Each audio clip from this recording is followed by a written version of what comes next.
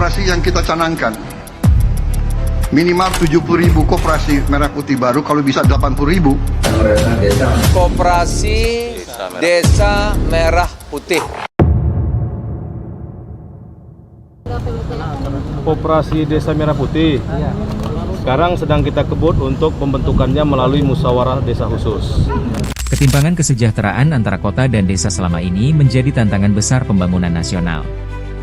Data BPS menunjukkan, meskipun angka kemiskinan menurun dalam 1 dekade terakhir, kesenjangan masih tampak nyata. Rata-rata angka kemiskinan di desa mencapai 13,01%, hampir 2 kali lipat lebih tinggi dibandingkan kota yang sebesar 7,45%.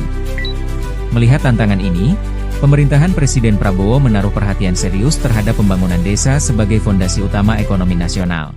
Dalam 3-4 bulan lagi kita akan mulai membangun gudang-gudang koperasi di 80.000 desa.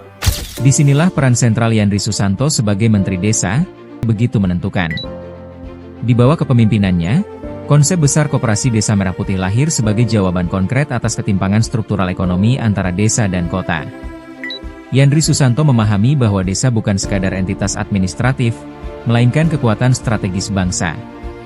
Ia memimpin transformasi pemikiran dan aksi, menyederhanakan rantai pasok ekonomi desa yang selama ini panjang dan tidak efisien, serta mendorong terbentuknya koperasi yang benar-benar berbasis masyarakat desa. Koperasi Desa Merah Putih dirancang sebagai milestone baru dalam pembangunan desa. Program ini bertujuan membangun ekonomi desa yang mandiri, berbasis gotong royong, serta membebaskan masyarakat dari ketergantungan pada tengkulak dan rentenir. Di bawah koordinasi Ketua Satgas, Zulkifli Hasan, dan sinergi dengan kementerian teknis lainnya, target 80.000 koperasi desa ditetapkan untuk direalisasikan pada tahun 2025. Koperasi Desa Merah Putih sekarang sedang kita kebut untuk pembentukannya melalui musyawarah desa khusus.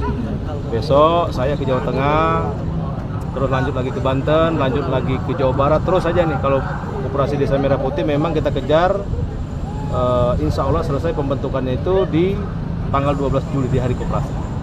Insya Allah.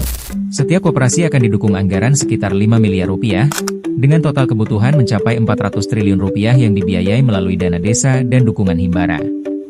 Yandri Susanto memastikan bahwa setiap koperasi ini bukan hanya alat ekonomi, tetapi juga wahana pemberdayaan sosial masyarakat desa. Potensi desa memang sangat besar. Sektor pertanian, misalnya, menyumbang sekitar 13% terhadap PDB nasional pada 2024. Desa juga menjadi basis utama subsektor seperti tanaman pangan, hortikultura, peternakan, dan perkebunan. Selain itu, lebih dari 6.000 desa wisata memiliki potensi menyumbang hingga 4,5% terhadap PDB nasional jika dikembangkan secara optimal.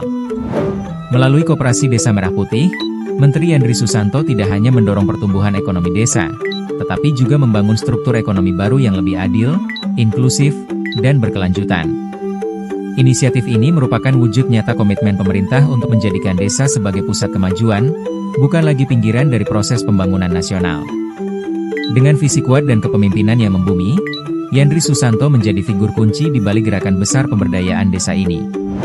Koperasi Desa Merah Putih bukan sekadar program, melainkan langkah strategis menuju kemandirian desa Indonesia. Bangun desa! Bangun desa! Desa terdepan!